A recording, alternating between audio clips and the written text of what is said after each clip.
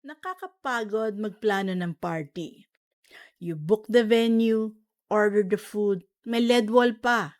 Tapos, yung content, airdrop, blurry group shot, drive link with files no one will open.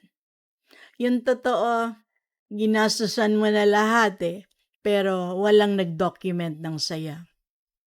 I've seen this so many times. People showed up in glam. May pa-contest pa. Asia was fighting for her life to make it happen. Pero the Monday after, wala. Walang ma-post. Walang ma-share. Walang ma-feel ulit.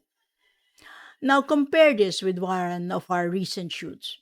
Mid-sized team, nothing crazy. Just people who genuinely like being together. The second we drop their 2-minute recap, you know what? Boom! Viber GC blew up. Ang ganda natin pala dito. Na-miss ko bigla to. Parang ang saya pala natin, no?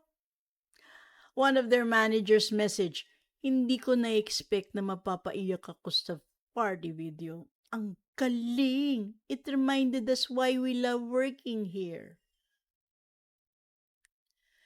This is why we do what we do. Because people don't need another camera. They need proof. Proof that this team, this culture, this moment mattered.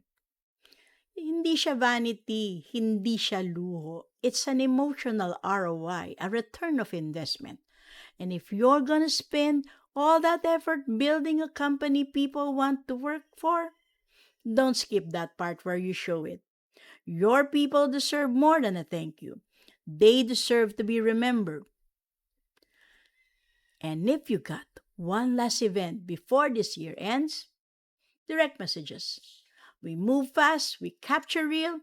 Let's make something your team will replay next year. See ya.